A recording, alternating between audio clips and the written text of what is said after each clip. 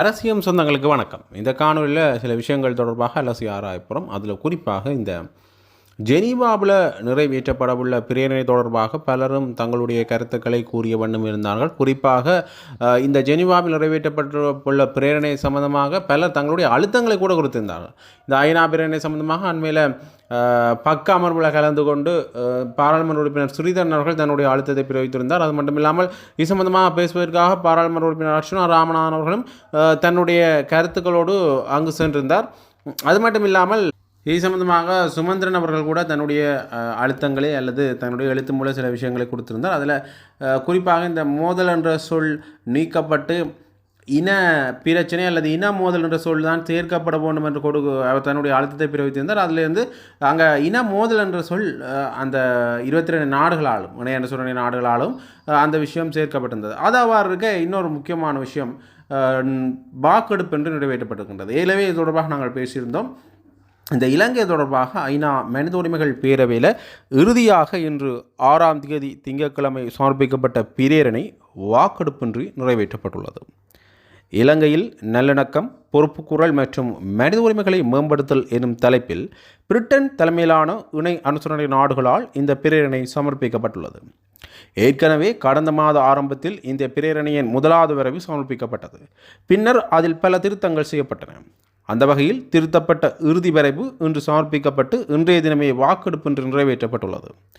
இலங்கை மீதான மனித உரிமைகள் உயர் ஆணையாளர் அலுவலகத்தின் அதிகாரத்தை நீடிக்கும் தீர்மானத்திற்கு அதனை இன்று முன்வைத்த பிரதான 5 நாடுகளுக்கு மேலாக மேலும் 22 நாடுகள் இணை அனுசரணை வழங்கியிருந்தன.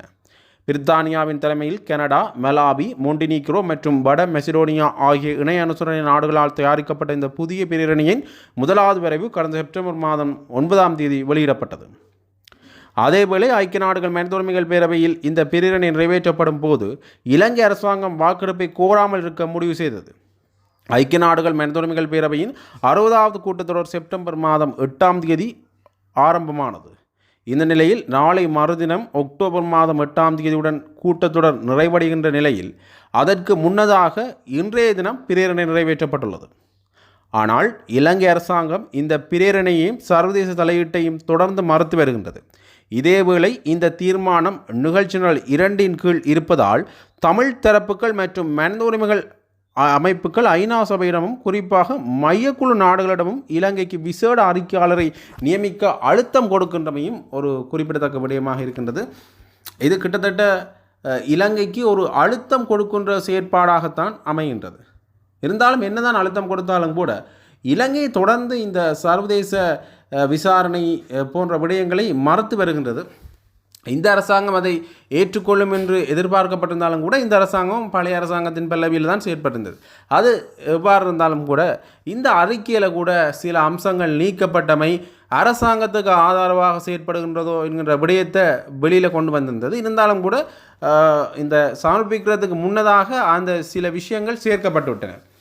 குறிப்பாக தமிழர்கள் சார்ந்து இருந்த சில விஷயங்கள் இதில் சேர்க்கப்பட்டதை அவதானிக்கக்கூடிய மாதிரி இருந்தது. ஏன்னு பார்த்திங்கன்னா இந்த விடயங்கள் தொடர்பான பல அழுத்தங்கள் இலங்கை தமிழ் தேசிய பரப்பில் பயணிக்கின்ற சில அரசியல்வாதிகளால் சொல்லப்பட்டதன் காரணமாக இது இடைக்க ஒவ்வொரு விடயங்கள்லையும் இந்த விஷயங்கள் சேர்க்கப்பட்டிருந்தது. அது மட்டும் இல்லாமல் இந்த விடயம் தொடர்பான ஒரு எதிர்பார்ப்பு மக்கள் மத்தியில் இருந்து கொண்டு தான் இருந்தது. அதாவது இந்த பிரேரணை அந்த பிரேரணை வாக்கெடுப்பு என்று நிறைவேற்றப்படும் என்ற எதிர்பார்ப்பு ஏற்கனவே இருந்திருந்தது. உண்மையிலேயே இந்த இலங்கையில் நல்லிணக்கம், பொறுப்புக்கூறல், மனித உரிமைகளை மேம்படுத்தல் என்ற தலைப்பில் புதிய பிரேரணை இறுதி வரைவில் இனமோதல் என்ற சொற்பதமும் மீண்டும் சேர்க்கப்பட்டிருந்தது. அது ஓரளவுக்கு பிடிமானத்தை அதிகரித்திருந்தது. ஏற்கனவே இனப்பிரச்சனை என்ற விஷயம்தான் இருந்தது. பிறகு அதை மாற்றி வெறுமனே மோதல் என்று போட்டிருந்தார்கள். பிறகு அந்த பிரேரணை இனமோதல் என்பதற்கு பதில் மோதல் என்ற சொற்பதம் நீக்கப்பட வேண்டும். ஏன் அந்த மோதல் என்ற சொற்பதத்தை வைக்கணும், மீண்டுமே இனமோதல் என்ற பதத்தை பயன்படுத்தலாம் என்ற விடயம் பேசப்பட்டிருந்து பிறகு கலந்துரையாடலின் பிறகு அந்த விடயமும் ஏற்றுக்கொள்ளப்பட்டிருந்தது. அதையடுத்து அந்த விஷயப்பொருள் அந்த விடயத்தில் என்ன இடம்பெற்றிருந்ததுண்டா, இனமோதல்களின் விளைவாக இலங்கை முகம் கொடுத்த மிக மோசமான துன்பங்களை இலங்கை அரசு அங்கீகரித்தமையையும் பிரிவினையை ஏற்படுத்தக்கூடிய இனவாத அரசியலுக்கு இடமளிக்காமல் இருப்பதற்கான அதன் கடப்பாட்டையும் ஜனநாயகத்தை உறுதிப்படுத்துவதுடன் சட்டத்தின் ஆட்சியை நிலைநிறுத்துவதற்கான அர்ப்பணிப்பையும் வரவேற்கின்றோம் என்றவாறாக அந்த விஷயம் மாற்றப்பட்டிருக்கின்றது. அந்த குறிப்பிட்ட பிரேரணையில் இந்த விஷயம் மாற்றப்பட்டது பலராலையும் ஒரு வரவேற்கப்படுகின்ற ஒரு விடயமாக மாறி இருக்கின்ற அதே நேரத்தில் தமிழர்களுக்கான ஓரளவுக்கான பிடிமானம் இங்கே வந்திருக்கின்றது. இருந்தாலும் கூட இதை இலங்கை அரசு எந்த அளவுக்கு ஏற்கும் என்கின்ற கேள்வி மீண்டும் எழுந்திருக்கிறது. என்றால் வளமையான அவர்களுடைய பல்லவியில் போல இந்த விஷயமும் ஏற்கப்படாமல் இருக்குமோ என்கிற கேள்வியும் இப்போ பலருக்கும் எழுந்திருக்கின்றது என்று தான் சொல்ல வேண்டும். ஆகவே இனி வருங்காலங்களில் சர்வதேச அளவில் இந்த பிரேரணை ஒரு வலுப்பெற்றிருக்கும் என்று கூறினாலும் கூட இந்த இலங்கை அரசாங்கத்தினுடைய நிலைப்பாடுகளில் பார்க்கிற பொழுது எந்த அளவுக்கு அழுத்தம் பிரயோகிக்கப்படும் என்று தெரியவில்லை. குறிப்பாக இனி வருங்காலங்களில் இங்கே சர்வதேசம் இலங்கைக்கு தொடர்பாக அழுத்தங்கள் கொடுக்கும். குறிப்பாக பிரிட்டன் போன்ற நாடுகள், கனடா போன்ற நாடுகள் அழுத்தம் கொடுக்கலாம். ஆனால் இது சம்பந்தமான விடயங்களில் இனி வரும் காலங்களில் தான் கொஞ்சம் சர்வதேச அரசியல் நகர்வுகளை வைத்துக்கொண்டு கணிக்க முடியும். அடுத்தாக இன்னொரு முக்கியமான விஷயம் தொடர்பாக பார்க்கணும் என்று பார்த்தீங்கன்னா, இந்த ஒரு கட்சி முறைமைக்கு ஒருபோதும் இடமளிக்க மாட்டோம் என்று மொட்டு கட்சியினர் தங்களுடைய ஆதங்கத்தை வெளிப்படுத்தி இருக்கின்றார். அண்மையில் இந்த மொட்டு கட்சியினுடைய ஆதங்கம் அதிகமாக இருக்கின்ற கருத்தியல்கள், விமர்சனங்கள் தொடர்ந்து முன்வைக்கப்பட்டு கொண்டு வர இந்த சூழ்நிலையில் இந்த நிறைவேற்று அதிகாரத்துடன் நாடாளுமன்றத்தில் 3/2 பெரும்பான்மை காணப்படுகின்றது.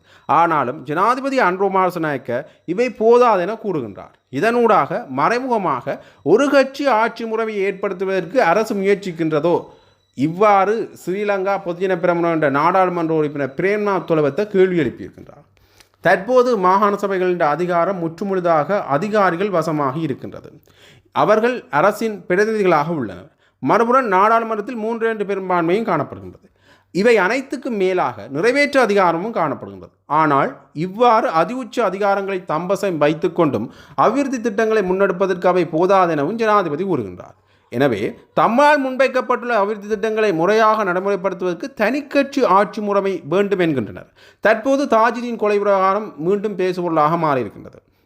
கடந்த காலங்களில் ராஜபக்சக்களை இதனுடன் தொடர்படுத்தியவர்கள் இன்று அதை வேறு திசைக்கு கொண்டு சென்றுள்ளனர். உண்மையில் இவை எதிர்க்கட்சிகளை பலவீனப்படுத்துவதாக கூறப்படும் கதைகளாகும்.